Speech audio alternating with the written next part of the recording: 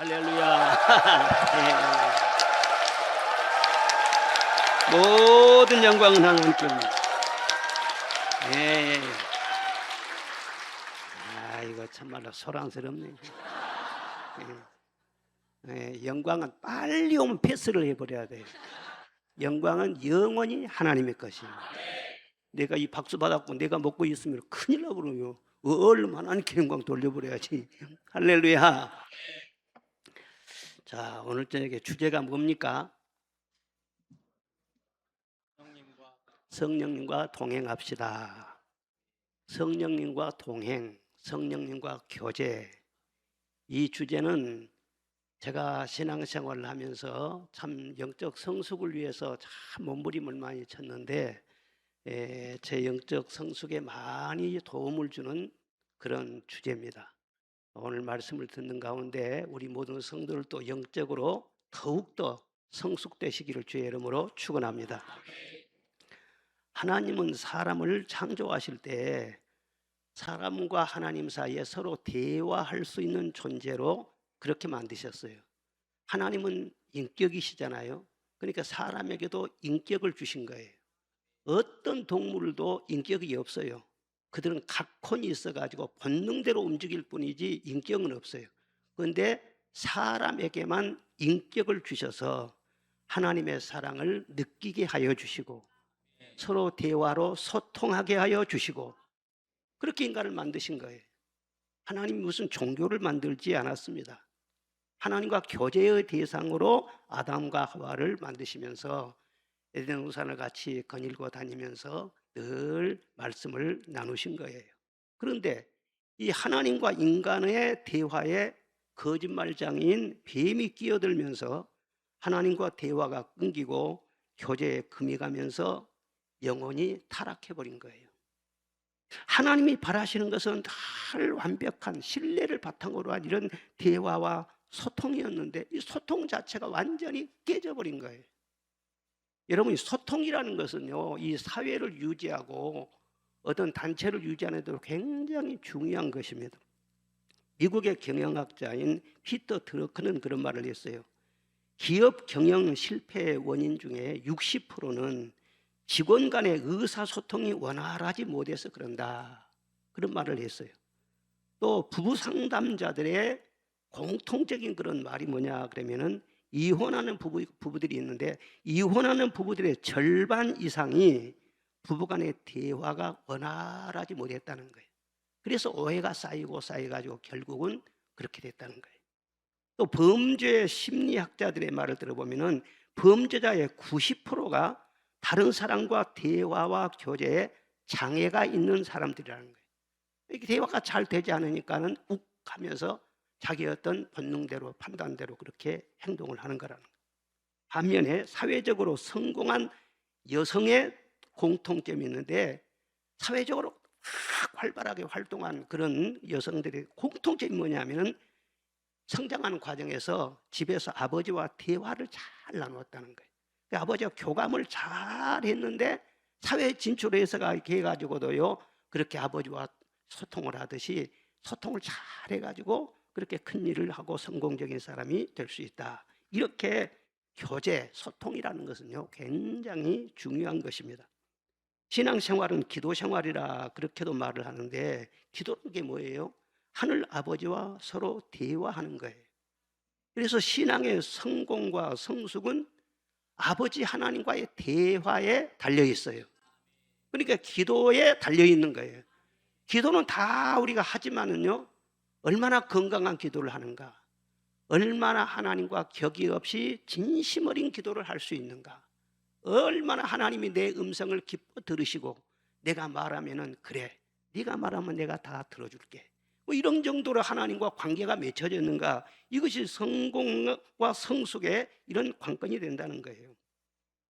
제가 신학교 다닐 때 크게 깨달은 것이 있는데 그 뭐냐 하면은 목회는 성령으로 해야 된다 하는 것입니다.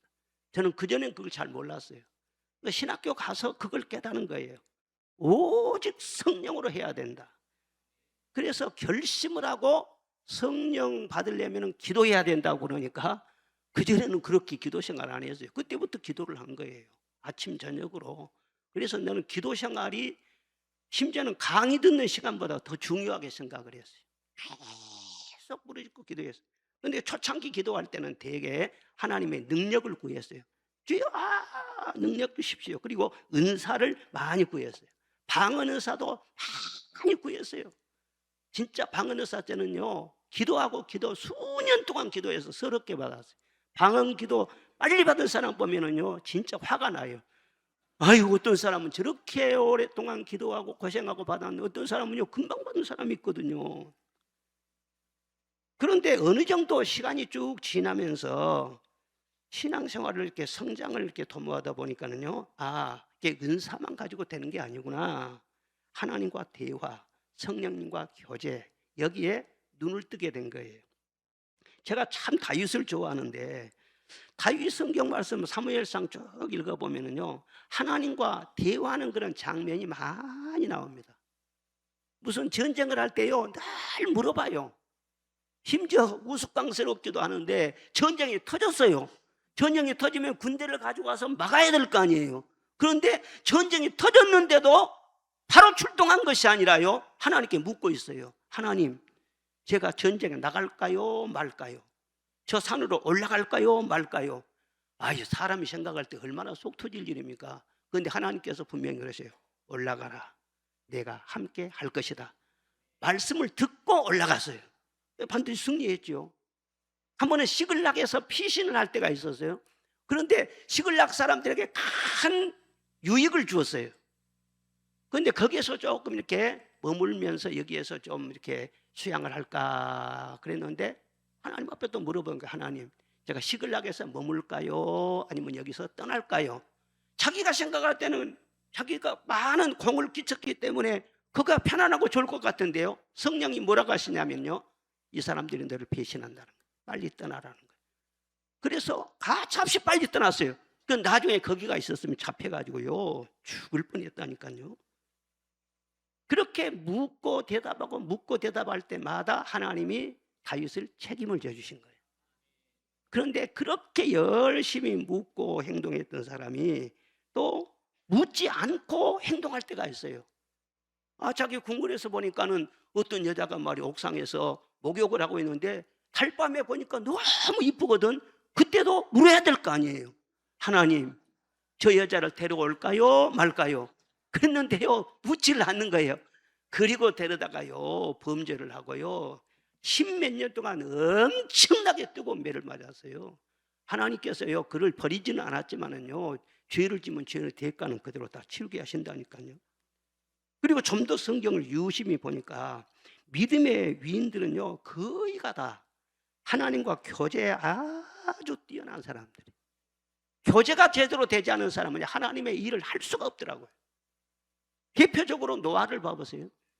노아가요, 120년 후에 홍수가 내릴 것이다, 하나님께서 말씀을 해주셨어요. 그 정확하게 들었거든요.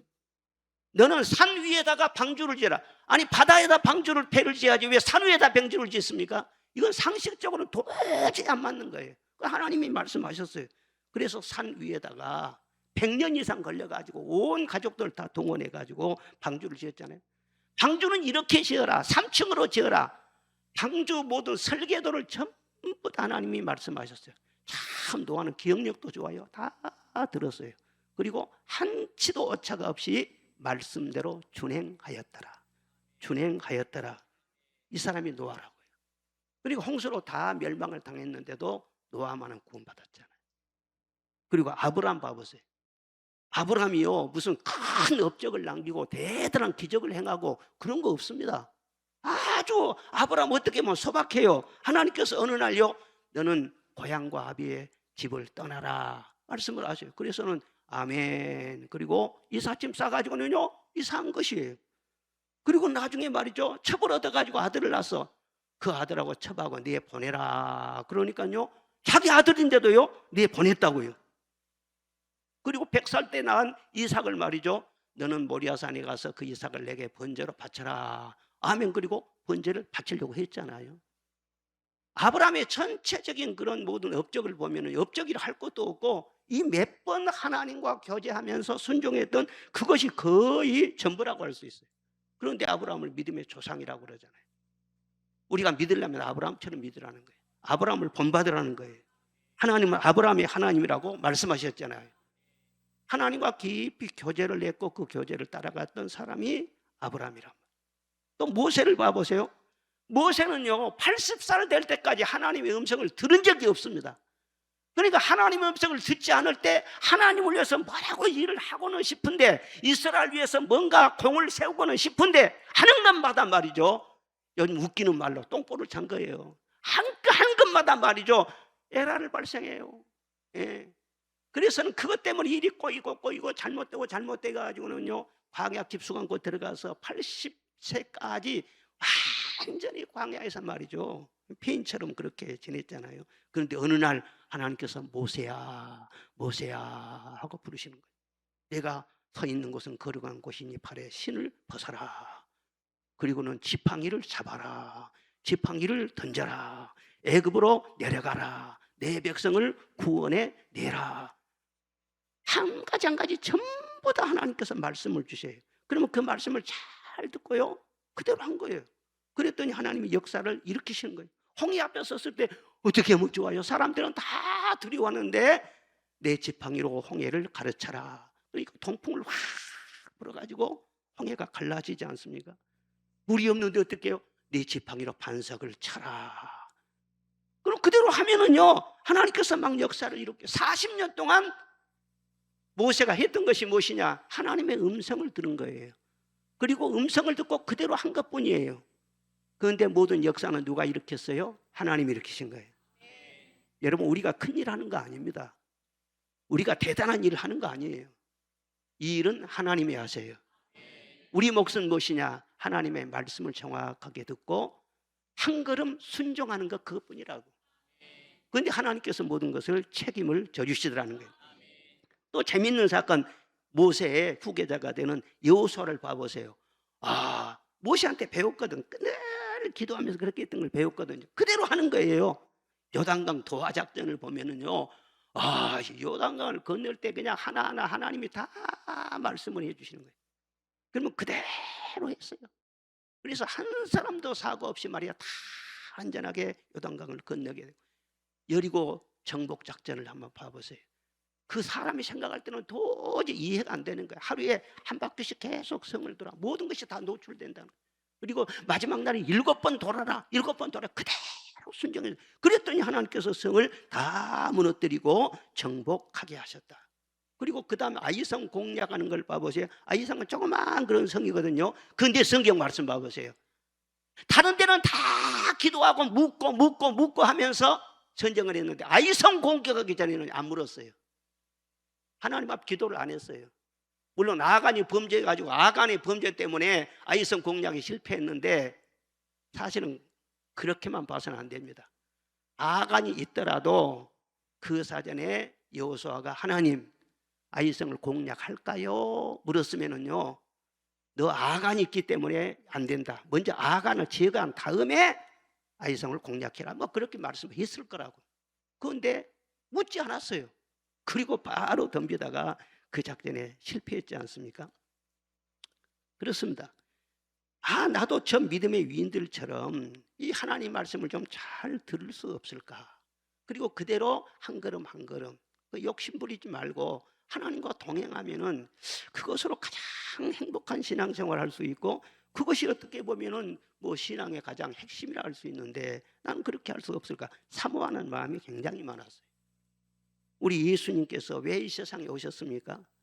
예수님이 오시기 전에는 죄로 말미암아서 하나님과 우리 사이에 딱 막힌 담이 생겨버렸어요. 그리고 우리는 하나님 앞에 갈 수도 없고, 또 하나님께서는 집 재판장이시기 때문에 우리에게 오실 수도 없고, 완전히 그냥 막힌 담이 생겨버렸어요. 그런데 예수님께서 오셔서 우리의 죄를 위해 십자가에 피 흘려 죽으시고 부활하심으로 말미암아 막힌 담을 허신 줄로 믿습니다. 율법을 완성시키셔서 하나님의 의를 충족시키시고 순종의 모델이 되신 줄로 믿습니다. 그래서 예수 그리스도의 이름으로 이제 하나님 보좌 앞에 나아갈 수 있는 길이 열렸으니까, 아담과 하와가 이 거짓말 때문에 완전히 그냥 이 소통이 막히고 교제가 끊어져 버렸는데 예수 그리스도의 이름으로 교제를 다시금 복원을 하는 거예요. 그래서 우리에게 하나님의 성령을 주신데 하나님의 성령을 아들의 영이라 그랬습니다. 그래서 아버지 하나님을 아버지라고 부를 수 있는 아들의 영이신 성령을 부어 주신 거예요. 그래서 성령 받는 사람은요, 하나님을 아버지라고 자연스럽게 부를 수 있어요. 따라해 봅시다. 하나님 아버지, 하나님 아저씨. 정신을 좀 차리세요. 다시 하나님 아버지, 하나님 아버지. 아버지가 우리에게 뭘 요구하세요? 뭘 복잡한 걸 요구하지 않습니다. 아버지는 아들에게 복잡한 걸 요구한 거 아니에요. 그냥 함께 거하면서 대화도 잘하고 서로 사랑스럽게 소통을 잘하면 지내면은요, 아버지 것이 다 자기 것이요. 그런데 아무리 똑똑한 아들이고요, 무슨 유학을 갔다 오고 대단히 세상에 유명을 해도요, 아버지 신기 불편하게 하고요, 적을 삼고 그래 보십시오. 도적에서 파분단 말이 나오죠. 아무리 재산이 많아도요, 한 푼도 안 주지. 우리 하나님 아버지는요, 사람하고 달라요. 어마어마한 부를 가지고 계신 분이라. 나중에 천국의 안방까지 다 우리에게 내어줄 건데 얼마나 부유하신 분 아닙니까? 그런데 아버지께서 원하시는 것은 우리 능력을 요구한 것이 아니에요.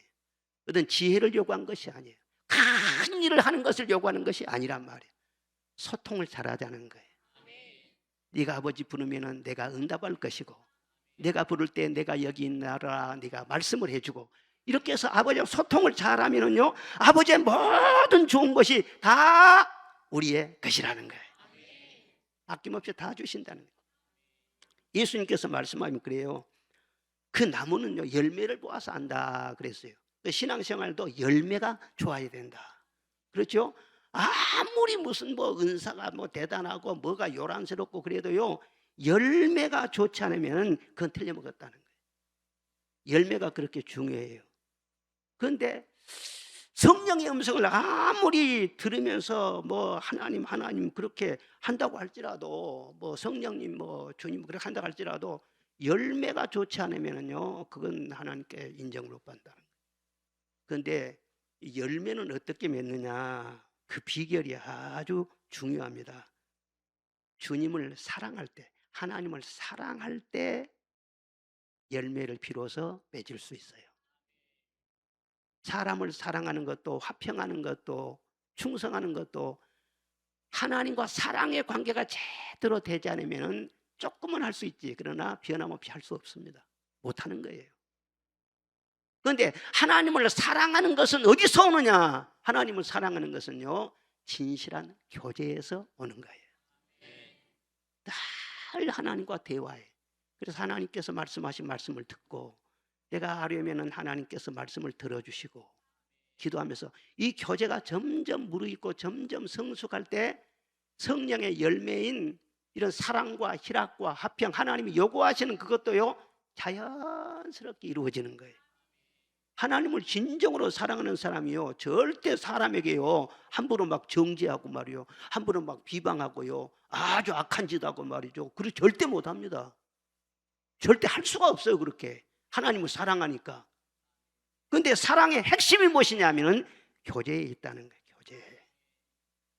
성령과 교제를 잘 하면은요, 기쁨은 더해지고 괴로움은 감소됩니다. 인생이 참 힘들다. 이거 너무너무 인생이 힘들어요. 왜 힘드냐? 다른 것 때문에 힘든 것이 아니에요. 먹을 거 없어서, 입을 거 없어서, 누가 괴롭혀서 힘든 건 절대 아니에요. 소통이 제대로 안 되기 때문에 그래요. 특별히 누구와의 소통? 하나님과 나와의 소통이에요. 하나님과의 소통. 그 소통이 잘 되면은요, 내 마음속에 주님이 주시는 기쁨이 늘 충만하게 되지. 지난번에도 한번 간증했지만은요, 아니 이번에 그 최양자 원장님이라고 그 동네에서 오신 그 목사님이 한 분이 있었어요. 지난 금요일 날. 그래서 만나가지고 여러 가지 교제를 하고 최양자 그 원장님에 대해서도 얘기를 서로 나누고 그랬는데, 참 그분이 특별한 분이잖아요. 초등학교도 나오지 못한 그런 분이고 50년 동안 말이죠, 그 섬에 있어서 밖에 나와보지도 못하고 그렇게 살았던 사람. 그런데 하나님이 어떻게 딱 선택하셔가지고 교회를 다니면서 그에게 말할 수 없는 위로를 주신 거예요. 그래서 그냥 많은 환상도 보고 하나님의 음성을 듣고 하면서 그냥 하나님의 사랑 때문에 푹 빠진 거예요. 너무너무 너무 감격하고. 그러니까 아무리 주변에 어떤 어려움이 있고 그래도 하나님의 사랑에 푹 빠져버리니까는요, 스트레스가 아닌 거예요. 항상 싱글벙 거예요. 그 고생을 하면서도. 심지어는 자기 남편하고 바람핀 여자가요, 아니 그냥 암병이 들어가지고, 그리고 말이에요, 양심에 가책돼서 아이고 내가 참 잘못해가지고 이렇게 벌 받았는갑다. 그리고 와서 사과하러 온다고 딱 오니까는요, 아이 그냥 너무 불쌍해가지고는요 기도했다고 하잖아요. 하나님 이 딸을 불쌍히 여겨 주옵소서, 치료하여 주시옵소서. 그래갖고 암병이 나서 버렸어요. 그러니까 자기 남편보다도 주님과의 관계가 더 좋아, 더 행복해. 그럼 나중에는요 칠남매들 전부 다 주님께 돌아오고, 그 남편도 완전히 주님께 돌아왔어요. 그렇게 순둥이처럼 말이에요. 그렇게 끝까지 충성하고 봉사하고 그랬다는 거예요. 성령님과 교제가 늘 잘 이루어지면은요, 밖에서 잃어버렸던 거, 밖에서 상처받은 그런 모든 것들요 내 안에서 다 치유가 됩니다. 내 안에 하나님의 나라가 이루어지는 줄로 믿습니다. 거듭난 신자라면은요 아들의 영이신 성령이 다 우리 안에 있기 때문에 성령님의 음성을 누구든지 들을 수 있어요. 그리고 또 듣기를 간절히 사모해야 되는 것입니다. 그리고 주의 인도하심 따라서 한 걸음 한 걸음 주님과 함께 동행하는, 그것이 신앙생활의 내용이 돼야 되죠. 예배는 드리고 교회는 다닌다 하는데요, 주님의 음성을 제대로 듣지 못하고 사는 것은 자기 마음대로 살고, 길을 가는데도 자기 마음대로 결정해가지고 마음대로 길을 가고, 그러면은요 인간은 자유이기 때문에 그렇게 살 수도 있는 것이죠. 그러나 자기가 결정해서 하나님의 길이 아닌데도 다른 길을 결정해 나가면은 책임은 누가 져야 되느냐? 100% 자기가 져야죠. 100% 자기가 져야죠. 그러니까 자기 짐이 무겁기 때문에 자기 뜻대로 자기 마음대로 사는 그런 사람은요 스트레스가 많아요. 어떻게 될까 늘 불안한 거예요. 그런데 성령님과 교제를 깊이 하면서 내 생각이나 내 모든 것을 다 내려놓고, 주님께서 이렇게 원하신다, 내 뜻을 내놓고 주님 뜻대로 순종하기를 원합니다. 그리고는요 늘 순간순간 주님의 편에 서고 주님의 인도함 받고 그러잖아요. 그러면 그 사람의 가는 길의 결과는 100% 성령이 역사하십니다. 그러니까 저는요 지금까지 그렇게 왔어요. 가정일이나 교회일이나 무슨 일인지 하면은요 문제가 하나도 없어. 우리 교회가 무슨 문제가 있어, 가정이 무슨 문제가 있어, 문제가 없는데도 항상 경계를 했어요. 항상 조심한 거예요. 왜? 아무리 일이 잘 된다 할지라도 어느 순간 내가 인간의 생각으로 딱 오버가 돼가지고 그래요, 하나님의 뜻을 거스르고 잘못된 길로 간다. 다른 사람이 볼 때 아무리 박수 쳐주어도 하나님은 그것이 아니라는데 내가 그쪽으로 간다. 그럼 누가 책임을 져? 그 사람들이 책임져 줍니까? 안 쳐주는 거예요. 내가 책임져야 돼요. 그러니까 그렇게 해서 부끄럼 당하거나 그렇게 해서 하나님을 근심하게 하거나 그러지 않도록, 하나님 이래서 주의 뜻을 나에게 보여주시옵소서. 진짜 평안할 때 더 사실은 긴장을 하죠. 평안할 때, 아무 일 없을 때, 내가 오판에서 내가 잘못 행동을 할까 봐서. 여러분들의 삶도 마찬가지. 목사님의 삶, 여러분의 인생이 다른 것이 아니에요. 주님 뜻대로 가시기를 바랍니다. 분별하시기를 바랍니다. 신앙생활이 진짜 멋져요. 멋져요. 저는 그런 사람 많이 봤어요. 열심히 주의 일한다고 막 하고 막 한다고 하는데 사람이 보기에도요, 저 사람 저 길을 잘못 가네, 삐쩍삐쩍하니 잘못 가네. 나중에 보면은요 그 믿음의 결과가 참 이상스럽게 돼버려요. 왜 저렇게 되지? 길을 잘못 갔기 때문에 그러죠. 성령님과 동행하는 그 결과는요 하나님께서 전적으로 책임을 져주신다는 것을 알아야 돼요. 오늘 본문으로 삼은 사도행전 10장의 말씀 보면은 베드로가 요바에 머물 때 지붕에 올라가서 기도 시간에 기도를 드렸어요. 그런데 환상이 쫙 보이는 거예요. 그리고 부정한 짐승들, 먹지 못할 그런 짐승들을 막 보자기에 싸서 이렇게 내려주면서 그것을 먹으라는 거예요. 그래서는 환상 중에서도 나는 평소에 이걸 안 먹었습니다. 나는 거룩한 사람인데 부정한 것을 왜 내가 먹습니까? 이건 안 먹습니다. 그러니까는 내가 깨끗하다고 하는데 왜 네가 더럽다고 하느냐, 그러면서 먹으라고 3번이나 똑같은 그런 환상을 보여준 거예요. 그리고 가이사라에 살고 있는 고넬료에게 말이죠, 기도를 하는데 역시 환상을 보여주었어. 너는 요바에 있는 베드로를 청하여 그의 말씀을 들어라. 참 이상하잖아요. 그래서는 생판 모른대요. 고넬료가요 자기 종들을 보내가지고 한 40km 떨어져 있는요 이 가이 요바로 보내가지고는요 베드로를 청해 오는 거예요. 그런데 그 종들이 딱 도착하는 순간 성령께서 기도하는데 또 말씀을 하시는 거예요. 내가 보낸 사람이니까 의심하지 말고 그들을 따라가라. 유대인은 이방인하고 상종을 하지 않는 겁니다. 그런데도 하나님이 보내셨대요.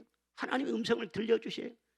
그래 가서 고넬료 집에 가서 말씀을 전하고 거기에 성령의 역사가 일어나고 유대인들 안에만 복음이 그렇게 전해졌었는데 그 환상으로 하나님의 음성을 들려줌으로 최초로 유대인에게서 이방인으로 복음이 이제 담장을 넘어가는 그런 사건이 되는 것입니다. 그래서는 계속 넘고 해가지고 이방인인 우리에게까지 복음이 전파되잖아요. 그때 성령께서 그런 음성을 들려주지 않았더라면, 그리고 그 중요한 성령의 음성을 듣지 아니하고 끝까지 자기의 편견을 고수하면서 순종하지 않았더라면요 하나님의 복음이 사역이 어떻게 됐겠어요? 그렇게 성령의 음성을 듣고 순종하는 것이 중요한 것입니다. 그러면 성령께서 말씀하실 때는 어떻게 말씀하시느냐, 말씀하는 방법이 여러 가지가 있어요. 하나하나 잘 여러분들 마음속에 새기시기를 바랍니다. 첫째로는요 성경 말씀을 통해서 우리에게 일러주십니다. 할렐루야. 이 말씀은요 우리를 구원하기에 부족함이 없는 완벽한 하나님의 계시의 책인 것입니다. 그래서 평소에는요 성경 말씀을 잘 이렇게 읽고 막 그렇게 해도 늘 생각난 거 아니죠. 그런데 성령이 딱 역사하시면은요 읽었던 말씀들 그리고 들었던 그 말씀들이요 갑자기 생각이 나는 거예요. 그리고 그때는 잘 몰랐는데 갑자기 그 말씀이 해석이 되고 깨달아지는 거예요. 깨달아지고 생각나게 하는 것이 성령의 역사예요. 제자들은 3년 동안 예수님 열심히 따라다니면서 기적을 직접 본 사람들이고 예수님께서 말씀하면 직접 그 말씀을 들었던 사람들이에요. 그런데 3년 동안 따라다니면서도 그 말씀을 못 깨달았어요. 그 말씀이 숨겨졌다고 했어요. 깨닫지를 못한 거예요. 그러니까 엉뚱한 소리를 하고 나중에 예수님 배반하고 다 도망치고 그렇게 했잖아요. 근데 나중에 오순절 마가다락방에 성령이 확 강림하니까는요 사도행 2장부터 봐보세요. 그렇게 머리가 안 돌아가고 깝깝했던 사람들이요 계시의 영이 임하니까는요 주님의 그 말씀이 환히 해석되는 거예요. 환히 생각나는 거예요. 그렇게 밝을 수가 없어. 맹인이 많이 눈이 밝아있고 확 눈을 뜨는 것처럼요 그렇게 영의 세계에서도 환히 열려져요. 여러분 똑같이 여러분들이 설교 말씀을 듣나갈지라도 깨닫는 수준이 다 똑같은 것이 아니에요.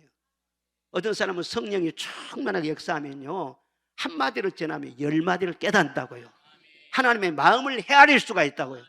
그런데 어떤 사람은 성령 충만하지 못하면은요 이거 재미있는 얘기나 하면은요 그 말만 남지 뭐 다른 건 없어. 오늘 낮에도 어떤 사람들이 그러는데 이거 오늘 낮에 설교가 은혜스러웠습니다. 무슨 설교가 은혜스럽느냐? 사모님 흉본 것이 은혜스럽대. 세상에 하나님 말씀이 제대로 들려야지 왜 그런 말씀만 듣고 있어. 그러나 평소에 말씀을 많이 읽으시기 바랍니다. 사랑하시기 바랍니다. 그리고 잊어버리고 지나가도 말이죠 어느 순간에 성령이 딱 생각나게 하세요. 그것이 하나님이 말씀하신 방법이란 말이에요. 두 번째로는요 우리 양심을 통해서 하나님이 말씀하십니다.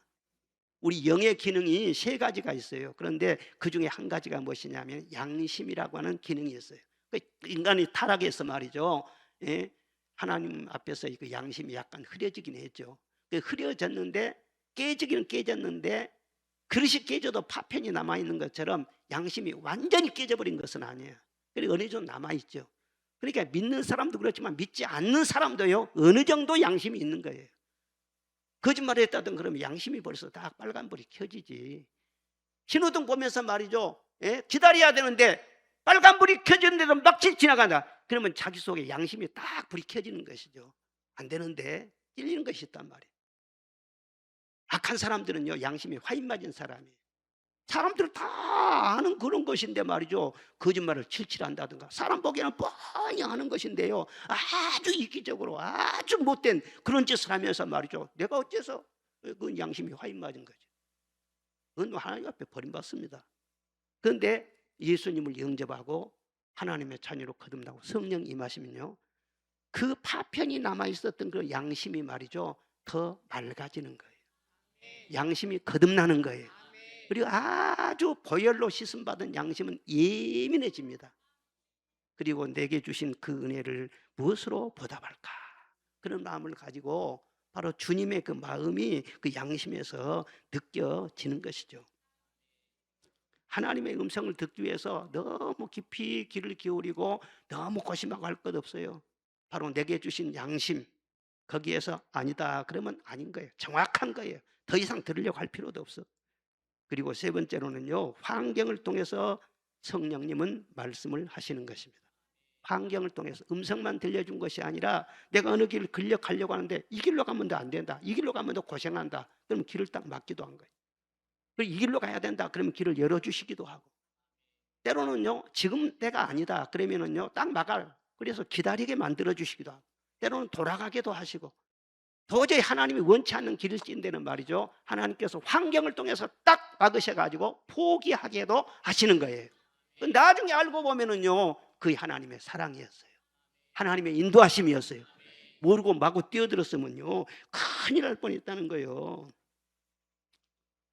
그래서 성경 말씀 보면은 바울 사도가 성령의 감동을 받아서 열심히 복음을 전하잖아요. 그런데 어디든지 갈 것 같은데 어느 길을 가려고 하면은요 성령이 막으시는 거예요. 아시아로 가려고 하니까는요 성령께서 그 길을 막으셨다고 했어요. 그리고 마게도니아 쪽으로 갈 수 있도록 환상을 보여주시고 그쪽으로 길을 터주셨다. 그래서 아시아보다도 유럽 쪽으로 복음이 먼저 전파되었다. 그런 말씀이 사도행전에 자세하게 나와 있습니다. 또 목회하면서 그런 일들을 많이 경험을 했어요. 우리도 다 알고 있잖아요. 우리 교회 성전 이번에도 시장님이 오셔가지고는요, 이렇게 좋은 터에다가 어떻게 훌륭하게 이렇게 성전을 잘 건축하셨습니까? 그러시더라고. 그래서 속으로 그랬죠. 하나님이 주신 것이죠. 내가 터를 잡은 것이 아니죠. 저기서 우리가 개척하면서요, 교회 건축하기는 해야 되겠는데 뭐 여기에 이렇게 좋은 터가 있는지도 몰랐지. 그리고 그 앞에 조그맣게 한 300평 있는데 그걸 사가지고 거기다 한 조그맣게 성전을 건축하려고 했죠. 그런데 계약을 다 해가지고 중간 지불까지 했는데요, 갑절이나 더 땅값을 올려달라는 거예요. 땅 주인이 말이죠, 막무가내로 막 그렇게 하는 거예요. 그래서는 성질도 많이 났는데 가만히 생각해 보니까 하나님의 뜻이 다른 데 있는 거 아닌가? 혹시 이 길을 막은 것이 아닌가? 그래서는요 기도하기 시작했어요. 그리고 또 우리 집사님들하고 같이 의논도 하고, 그래가지고는 나중에요 그쪽이 아니라 이쪽이라는 거예요. 그러니까 이쪽은요 건축 허가가 나온 곳이 아니에요. 여러 번 건축 허가를 받으려고 해서 다 실패한 곳이에요. 안 되는 곳이라니까. 그래서 그 길이 막히니까는요 행여나 하고 한번 내봤어요. 그런데 행여나가 역시나가 돼버렸어요. 이거 첫 번 딱 냈는데요 물어볼 것도 없이 저는 시청에 한 번도 안 갔다니까요 바로 내줘버린 거예요. 바로. 이야, 참.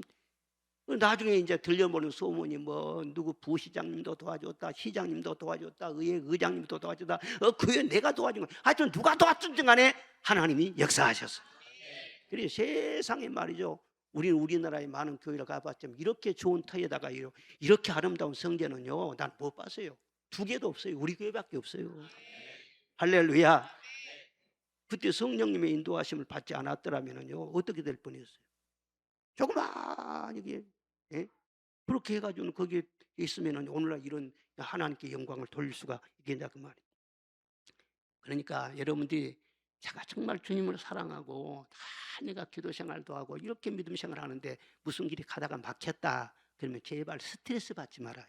하나님의 사랑은 변함이 없어요. 더 깊이 사랑하세요. 더 좋은 길을 예비하기 위해서 때로는 막을 수도 있고 환경을 다스린다는 것을 믿으시기를 바랍니다. 그리고 또 마음에 뜨거운 소원을 주세요. 이상하게 마음에 소원을 주셔가 막 가고 싶은 거예요. 그런데 그것이 나중에 보니까는요 성령의 인도하심이었어요. 자, 빌립보서 2장 13절 시작. 너희 안에서 행하시는 이는 하나님이시니 자기의 기쁘신 뜻을 위하여 너희에게 소원을 두고 행하게 하시나니. 아멘. 너희에게 무엇을 두고요? 무엇을 두고요? 소원을 두고 행하게 하려 하십니다. 저기 볼리비아의 정은실 선교사님 지남에 가서 한 일주일 동안 같이 계속 다녔는데 이 말씀을 말이죠, 제가 수십 번을 들었어요. 그냥 다니면서 자기 계속해서 이 말씀을 해오는 거예요. 너희 안에서 행하시는 이는 하나님이시니 자기의 기쁘신 뜻을 위하여 너에게 소원을 두고 행하게 하시, 소원을 두고 행하게 하시. 그래서는 볼리비아로 가고 싶은 소원도 주시고, 그 가서 교회나 개척하고 그렇게 하면 될 것인데 거기에서 농장을 또 일구고 또 학교를 세우고 또 의과대학을 세우고 전부 다 마음의 소원을 주셨다는 거예요. 자기 소원을 주셔가지고 그 소원대로 다 이루시는 하나님이시다. 여러분들이 기도를 많이 하고 성령이 충만하면요, 새로운 소원이 솟아난 거예요. 그리고 그 처음 소원은요, 그냥 시작은 미약하게 한 것 같은데 기도하면 할수록, 성령 충만하면 할수록 소원이 강력해지는 거예요. 더 뜨겁게 불타오르는 거예요. 그래서 막 이대로 가고 싶은, 하나님은 인격자이기 때문에 우리가 가고 싶지도 않은데 이 길이 바로 내 길이다, 그리고 이리 와라 하고 소나 말을 막 끌어당기듯이 막 우리를 끌고 가는 그런 분이 아니란 말이에요. 먼저 하나님이 소원을 주셔가지고 내가 가고 싶어서 내가 즐거운 마음으로 갈 수 있도록 내 속에서 역사하시는 성령님인 것을 믿으시기를 바랍니다. 할렐루야. 사람이 자기 하고 싶은 대로 살아야지. 그렇잖아요. 하고 싶은 대로 살아야지. 하기 싫은 것을 어떻게 하냔 말이에요. 그러니까 하나님께서 기뻐하신 뜻을 이루기 위해서 우리에게 소원을 주신다. 제가 전도사 때 처음에 이제 목회를 나갔는데, 그때는 신학생들이 말이야, 다 목회자가 이제 목사님들이 많지 않으니까는 이 시골 교회 가서 목회를 했었어요. 근데 신학교 딱 2학년이 됐는데, 아이고 신학교 2학년짜리 전도사도 귀하다고요. 3군데나 나왔어. 교회가 3군데나. 담양에도 나오고 곡성에도 나오고 영광에도 나오고. 그런데 담양교회가 더 좋은 교회고 곡성교회는요 훨씬 그보다 더 조건이 좋은 교회고, 그런데 이상하게 영광에서 왔는데 영광 쪽으로만 마음이 있네. 한번 가보니까는요 진짜 사택이 말이죠, 앞으로 딱 이렇게 쓰러질 것 같아.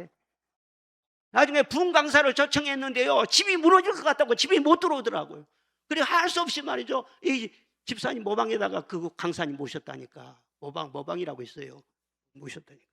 그렇게 이상하고 그러는데 이상하게 소원이 가 그쪽으로 막 정리가 고 그쪽으로만 막 가고 싶은 거예요. 그래서 영광으로 가가지고 6년 동안 목회하면서 말이죠, 진짜 하나님께서는 광야학교에서 거기서 영적으로 많은 훈련 받게 하시고 너무너무 거기에서 은혜를 많이 받게 하시고, 여러분들도 여러분 마음속에 성령이 소원을 주신다는 것을 믿으시기를 바랍니다. 아무런 소원도 없이 나이가 좀 들었다고 해서 인생 다 사는 것처럼 요단강 건너갈 것만 바라보고, 그건 바로 성령의 역사가 아니에요. 나이가 많이 들었을지라도 요 꿈이 있는 거예요. 내가 남은 여시 이렇게 살 것이다. 할렐루야. 소원을 두고 역사하세요. 그리고 성령님은요 꿈과 환상을 통해서도 말씀하신 줄로 믿습니다. 꿈을 통해서, 환상보다는 꿈이 더 자주 있죠. 그런데 꿈을 통해서 말씀하신 것, 이건 정말로 은혜로운 방법이에요. 그리고 너무너무 친절하고 자비로운 그런 방법이에요. 야곱에게 꿈을 꿨잖아요. 그런데 10년 동안이나 10번이나 말이죠, 임금 협상을 해가지고 손해보고 준다겠다가 안 주고 불리하게 말이죠, 그렇게 그냥 업주가 말이죠 아주 악덕업주예요. 그래서 계속 고난을 당하고 있는데 하나님께서 꿈속에 말이죠 정확하게 임금 협상은 이렇게 해라 하고 보여주신 거예요. 그래가지고 꿈의 본대로 말이죠 그 주인한테, 양 새끼가 나면은 점박이나 아롱진 것이나 검은 것은 내 것으로 하고 순 백색은요 주인 것으로 합시다. 순 백색이 말이죠 훨씬 많지. 80% 90% 되지. 그러니까는요, 야 이놈 나한테 걸렸구나. 그리고는 딱 임금 협상을 했어요. 약속을 했어요. 근데 그 다음부터 말이죠 새끼 나면 토실토실하고 살찌고 건강한 양들이 새끼 나면 전부 다 점박이를 하네. 전부 다 검은 것으로. 그래가지고는 얼마 되지 않아가지고는요 야곱의 양떼는 어마어마하게 많아지고 그 주인 것을 다 그냥 옮겨다 가지고 야곱에게 주는 식으로 그렇게 해서 거부가 되었더라. 여러분 또 사업하면 빨리 가서 꿈을 꾸세요. 어떻게 협상을 안 하는가? 하나님께서요 축복하기로 작정하면은요 하나님 방법이 다 있는 거예요. 어떤 방법을 통해서라도 야곱을 축복을 하시잖아요. 요셉에게는요 너는 큰 인물이다, 내가 크게 쓸 것이다, 일찍부터 꿈을 딱 보여주시지 않습니까? 기드온도 말이야 12만 명이나 되는 미디안 군대를 네가 접어쓰고 너는 이스라엘의 큰 사사가 될 것이다. 꿈속에서 다 보여주시지 않습니까? 진짜 너무너무 꿈을 잘 꾸게 한다는 것은요 은혜로운 방법이에요. 저는 중요한 고비가 있을 때마다 참 하나님의 꿈을 꾸요. 지금도 그 꿈이 선명해요.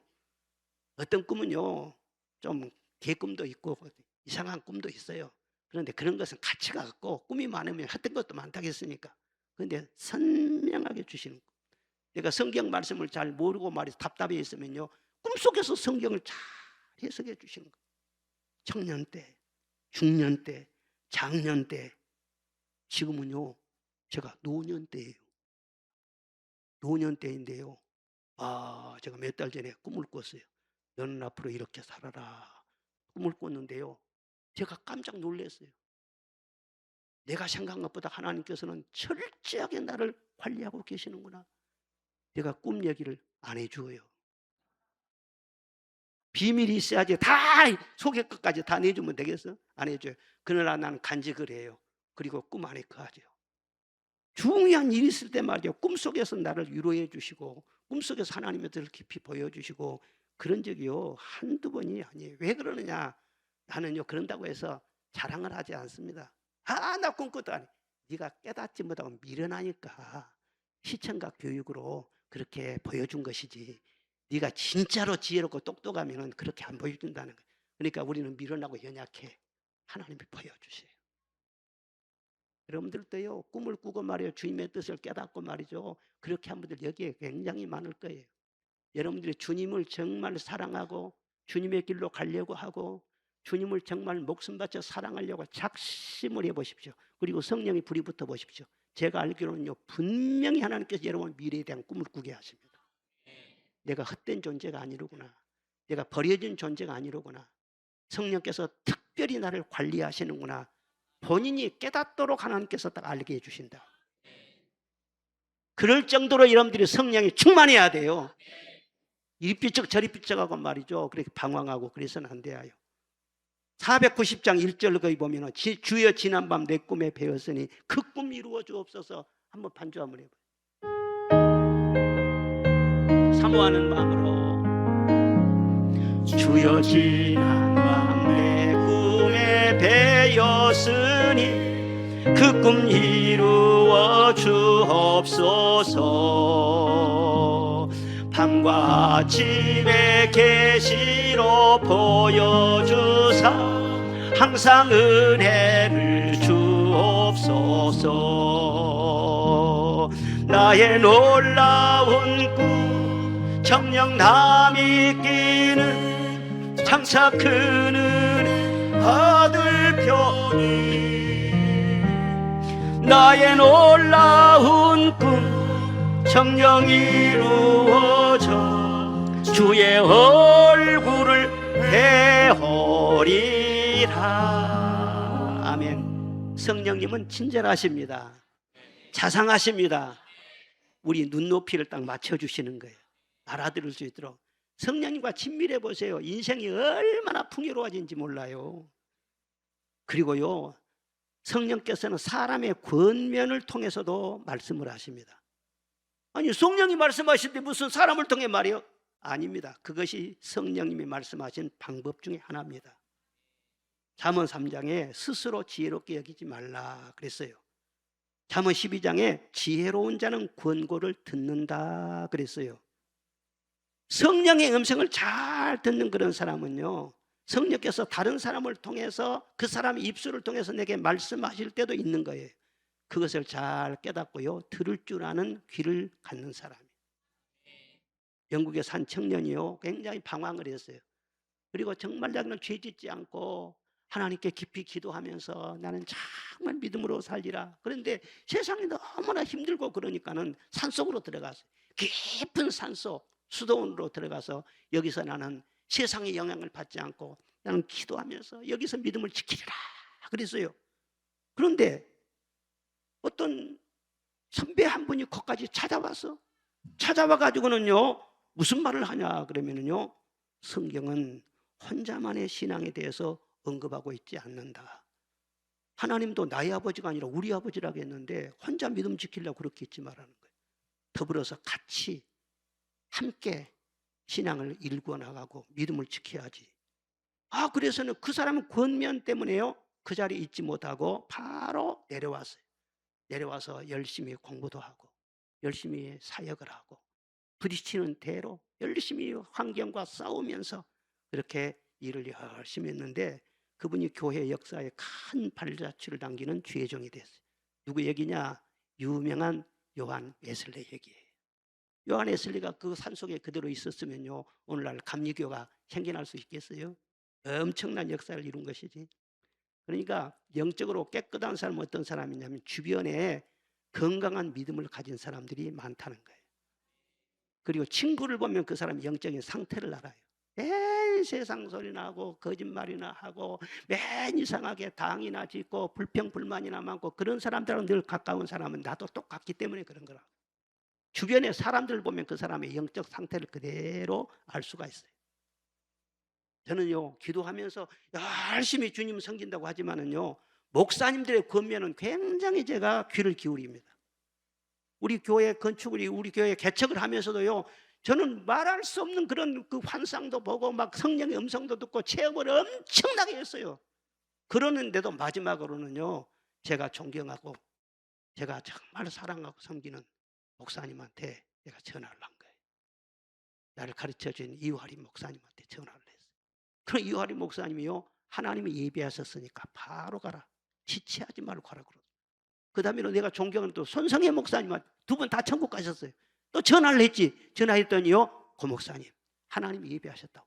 그래, 두 어른 목사님들이요 딱 힘을 주니까는요, 진짜 하나님의 뜻이로구나. 그리고 진짜 어려움도 많고 반대도 많고 그랬지만은요, 그 권면이 나에게 큰 힘이 되었다는 거예요. 그런데 어떤 친구들 보면은요, 분명히 나에게도 그 사람이 가는 것이 보여요. 저렇게 가면 안 되는데 그래요. 근데 가서 권면을 해. 친구요, 그렇게 하지 말아라. 그건 하나님 뜻이 아니다. 그건 성경의 말씀이 아니다. 아무리 권면해도 준 자와 받은 자 외에는 모른다. 나는 성령으로부터 직접 계시를 받았기 때문에, 당신은 나하고 수준이 낮기 때문에 당신은 내 마음을 몰라. 그리고 계속 권면 안 듣고 하다가 나중에는 망해버렸어. 이단으로 가가지고. 특별히 제가 여러분들 사랑하는 마음으로 구하는데, 목회자는 그렇잖아요. 이런 면에 있어서 평생 훈련을 받고 있잖아요. 그리고 저는요, 다른 거 하나도 원치 않아요. 우리 여러분들이 주님을 더욱 사랑하고 영육간의 복을 받고 하나님 나라에 가서 영광의 면류관을 얻고 그렇게 신앙생활 잘하는 것이 말이죠, 최고의 바람이지. 담임 목사님도 그런 바람밖에 어디가 있겠어요. 세상에 무슨 영광을 우리가 구하겠어 뭐 하겠어요. 여러분을 영혼을 위해서 무슨 권면을 하면은요, 귀 기울여 들어주세요. 잘 들으세요. 귀가 복되지 않으면 이상한 말을 들으면서 말이죠, 주의종의 말은 제대로 듣지 않고, 그 영혼을 누가 책임질 거예요? 그 사람들이 책임집니까? 그 사람들이 여러분을 영혼을 위해서 기도해 줍니까? 절대 안 되는 거예요. 그리고 마지막으로는요, 예수 그리스도의 본을 통하여 성령은 말씀하십니다. 바울 사도는요, 고린도서 11장 1절에 내가 그리스도를 본받는 자 된 것처럼 너희는 나를 본받는 자 되라 그랬어요.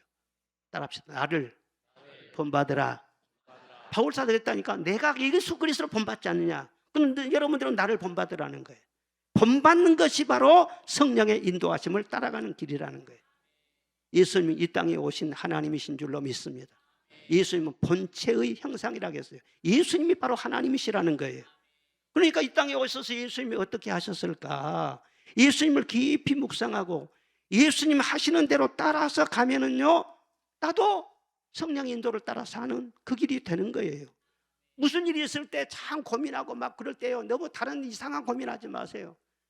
히브리서 12장 3절 보면, 3장 1절 보면은요, 예수를 깊이 생각을 하겠어요. 근성으로 생각하지 말고 따라합시다. 예수를 깊이 생각하라. 무슨 고민이 있을 때, 이럴 때 주님 같으면 어떻게 하셨을까? 좀 깊이 생각하라는 거예요. 깊이 생각하고 그리고 행동에도요, 절대로 늦지 않습니다. 그래서 주님과 내가 온전히 하나가 되어서 한 걸음 한 걸음 나가면은요, 진짜 그것이 성령의 인도하심 받는 길인 것이죠. 주님은 항상 우리의 앞서가신 줄로 믿습니다. 앞서가시면서요, 양들이 우리를요 따라오라 그렇게 말씀해요. 주님이 말씀을 하세요. 예수 나를 오라 하네. 예수 나를 오라 하네. 어디든지 주를 따라 주와 같이 가려네. 주의 인도하심 따라 주의 인도하심 따라 어디든지 주를 따라 주와 같이 가려네. 4절에 보면 주가 크신 은혜 내려 나를 항상 돌보시고 크신 영광 보여주며 나와 함께 가시네. 주님 따라가면 크신 영광을 보여줄 줄로 믿습니다. 할렐루야. 이처럼 성령께서는요 여러 경로를 통해서 말씀을 주시는 겁니다. 꿈과 환상을 통해서, 양심을 통해서, 환경을 통해서, 마음의 소원을 통해서, 사람의 권면을 통해서, 기록된 성경 말씀을 통해서 늘 말씀을 해주시면서 우리를 인도하시는 거예요. 그럼 우리를 인도하시는 목적이 무엇이냐? 로마서 8장 6절 시작. 육신의 생각은 사망이요 영의 생각은 생명과 평안이니라. 아멘. 하나님의 소중한 자녀들이라도 육신의 생각대로 치우치면 그 결과는 사망이라니까요. 고통이라니까요. 부끄럼 당한다니까요. 그래서 그런 길로 가지 아니하고 생명과 평안을 주시기 위해서, 우리 잘되고 복이 있게 하기 위해서 성령께서는 우리를 인도하시는 줄로 믿습니다. 비유를 들자면요, 차를 타고 갈 때 안전하게 목적지까지 운행하도록 도와주는 여러 가지 장치가 있습니다. 첫째는 차선이 있잖아요. 길 가면 차선을 쫙, 흰 차선, 노란 차선, 차선을 잘 그려주잖아요. 그 차선은 무엇과 같냐? 차선을 절대 범하면 안 되지. 우리 양심과 같아요. 양심. 가다가 노란 차선을 함부로 범하고 그러면은요 찔끔하죠. 안 된다 그러죠. 차선이 우리 양심과 같아. 양심에 거리끼는 것을 하지 말라고. 그 다음에 또 표지판이 있어요.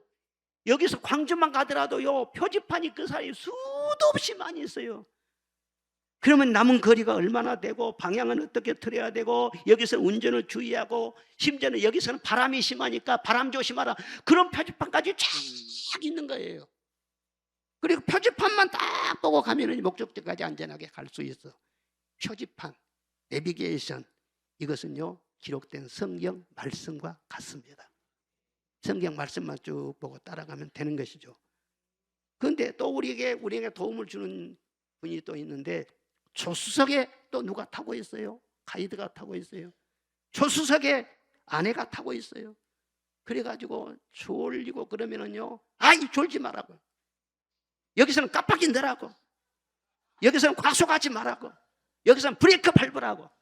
아이고, 처음에 제가 운전 시작을 할 때 참 옆에 조수석에 앉으신 분이 얼마나, 그래서는 제가 그때 스트레스를 하도 받다가 나중에 결론을 내렸어요. 차는 무엇으로 가냐? 휘발유와 아내의 잔소리로 간다. 그러고 나니까 마음이 편안하더라고. 아닌 게 아니라 아내의 잔소리 때문에요 몇 번 사고 날 뻔했는데요, 사고를 모면한 적이 있어요.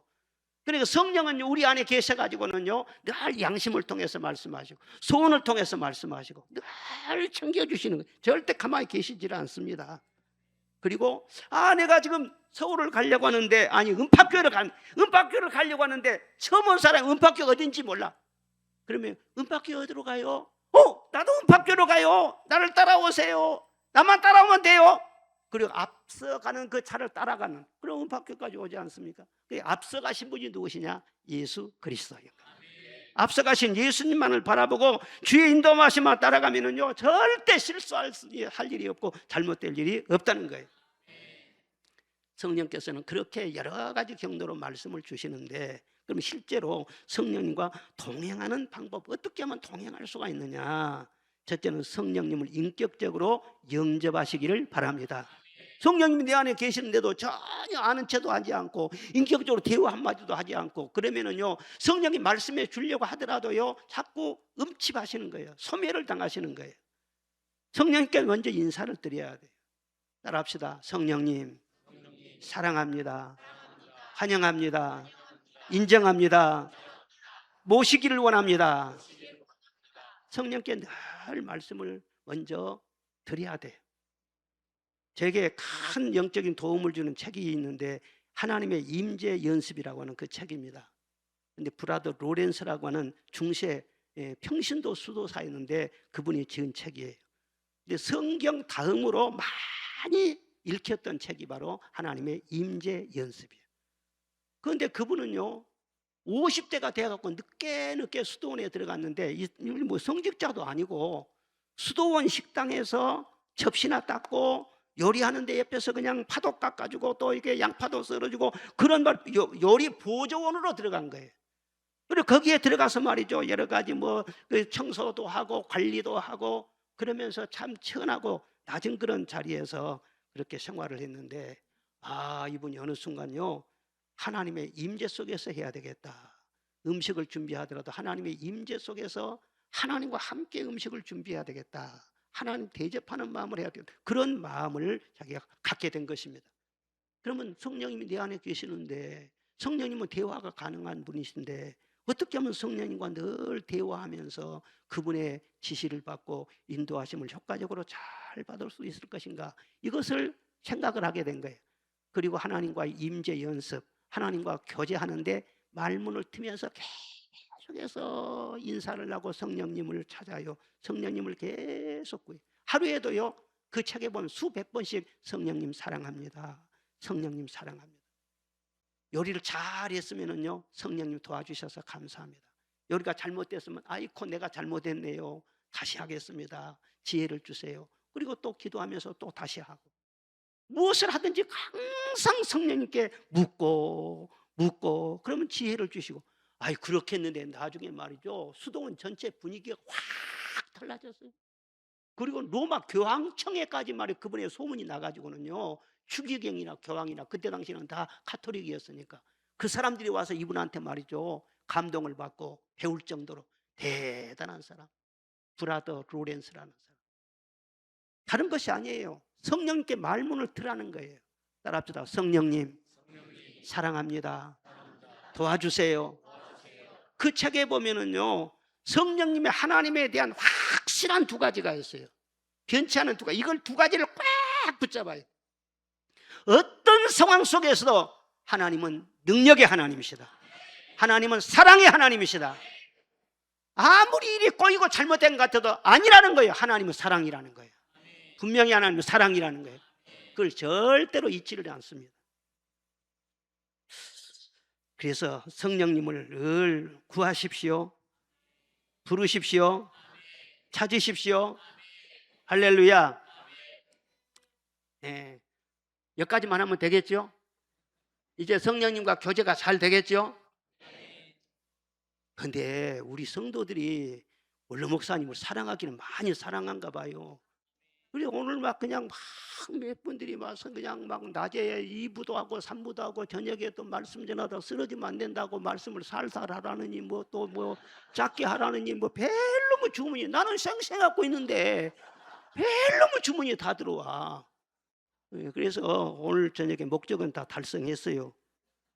이 다음에 또 할 말이 많이 있는데 아이고 이 정도면 충분해. 너무 과식해도 안 되는 거야. 아멘.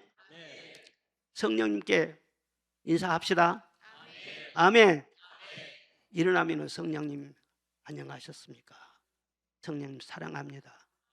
기도하러 올 때 내가 성령님 나는 어떻게 기도해야 할지 몰라요. 성령님 기도를 가르쳐 주세요. 설교하러 올 때는 성령님 도와주세요.